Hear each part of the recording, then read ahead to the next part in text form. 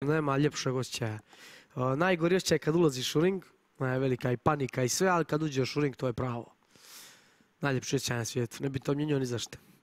A neki ljudi kažu, jao, kako može, ne znam, da to radi. Ono, čekaš, neko stoji ispred tebe, hoće ti otkine glavu. Pa da, pazi, ne možeš biti normalan, sigurno bi to radio. To ti je sigurno, znači, moraš imati neku falingu.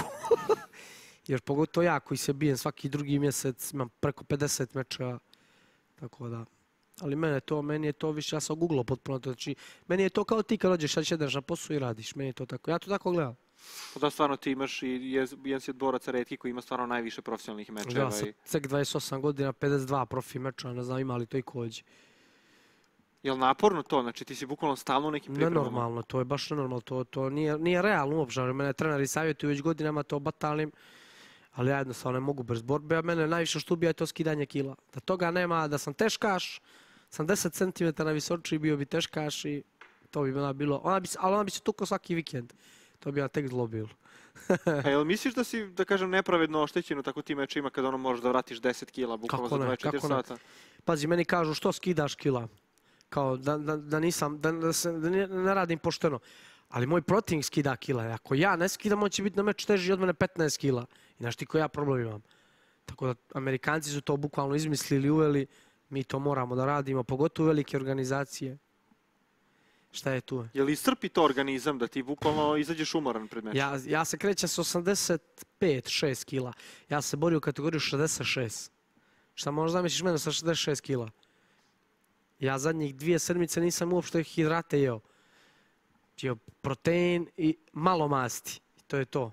I pio po 7-8 litara vode, razumiješ? Znači ja posle tog vaganja na 66, to je baš bilo protiv Ažijeva Anžora, meni je mozak bio ugašen potpuno, nisam mogao da se oporavim. Ja nisam mogao ni da jedem posle toga.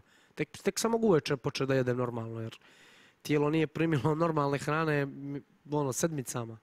Ja misliš da to pravi štetu tvom organizmu? Kako ne, imat ću ja posljedice ozbiljne zbog toga. Ja već osjećam te posljedice, razumiješ? Jer nisam ja da sam normalan, da radim pametno, a borio bi se 1 put, 2 put, 3 put godišnje sa velikim skidanjem kila. Ja skidam kila po 7-8 puta godišnje. Znači šta misliš zašto me ljudi često gase u jetru kad me udari? Organi se naduju posle vaganja, razumiješ, imam ozbiljne probleme, tako da ne budem li to riješio. Evo, baš sam gledao i tvoj posljednji meč, bukvalno je bio takav, znači napraviti onaj... Da, spinning back kick u tijelo. Pazi, meni je pogodio jetru, pogodio ja mislim solar plexus, ugasio me.